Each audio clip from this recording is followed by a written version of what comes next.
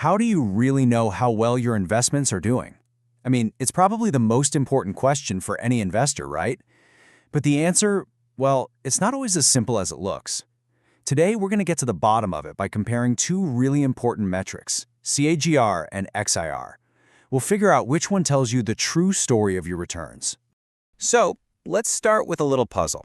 Imagine you put down $1,200 in one go, a lump sum. Your friend, on the other hand, invests $100 every single month for a year. Now, you've both invested the exact same amount of money, right? $1,200. But who actually got the better return? The answer, you'll see, really depends on how you measure it. You gotta have the right tool for the job. Okay, so first, let's step into what I like to call the lump sum dream. This is the ideal, super simple world of investing. You make one investment and you just sit back and watch it grow. Nice and easy. For this simple, clean path, we have a great tool called CAGR. Now, the best way to think of CAGR is as a way to smooth everything out. It takes all the crazy ups and downs of the market and just draws a single, straight line of growth, giving you one clean average number for how much you grew each year. And you know, what's great about CAGR is just how simple it is. You don't need a fancy spreadsheet with a million data points. Nope. You just need three things: where your investment started, where it ended up, and how many years it took to get there. That's it. Let's look at it in action, because that makes it way clearer. So, you invest 1 lakh rupees back in 2020. 5 years fly by, and now in 2025, it's worth over 1.6 lakh.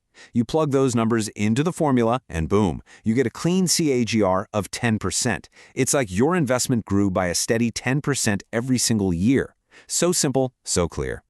So, here's the key takeaway, right?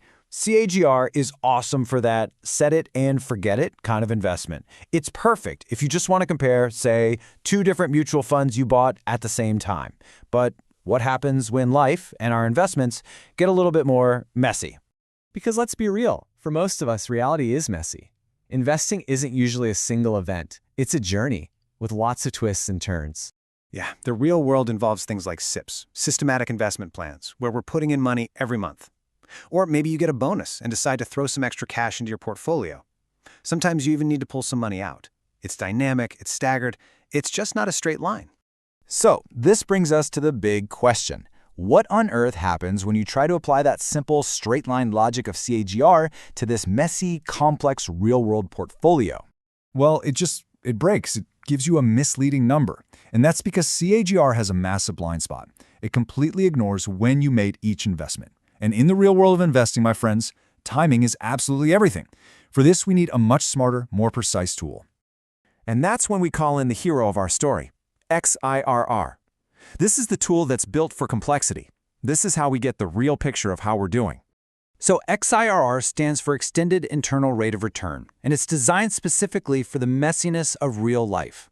Its superpower is that it looks at every single transaction, every time money goes in or out, and it cares about two things: how much money and the exact date it happened. Okay, look at this first scenario.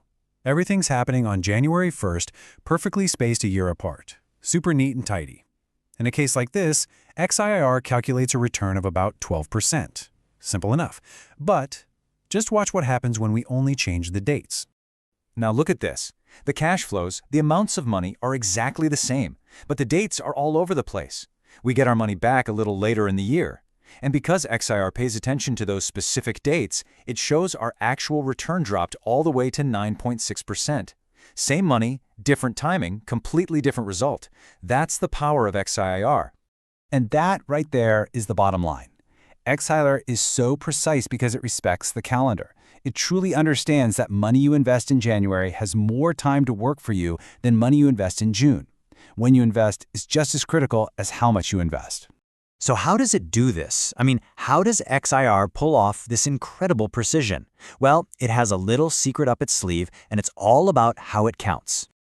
Okay, first, let's bust a myth. A lot of people think XIRR must be using some super complicated daily compounding formula. But that's actually not true.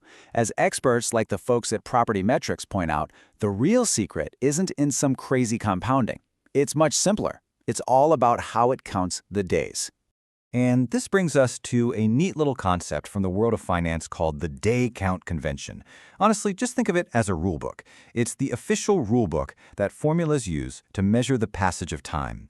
And believe it or not, there's more than one way to write that rulebook. For example, some old-school financial models just pretend every month has 30 days, which makes for a 360-day year. Kind of weird, right? Others use the actual number of days in a month. But XIRR, well, XIRR uses a very specific rulebook, and that's what makes it so powerful.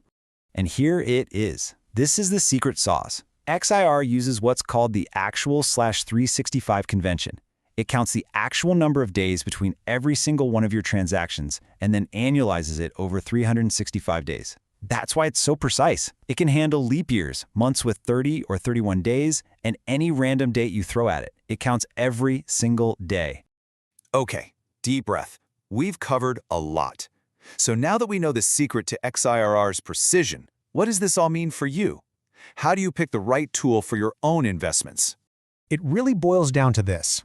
If you have money moving in and out at different times, like with SIPs or random top-ups, then XIRR is your champion. It's all about precision. But if you just made one lump sum investment and haven't touched it, CAGR is totally fine for a quick, simple snapshot.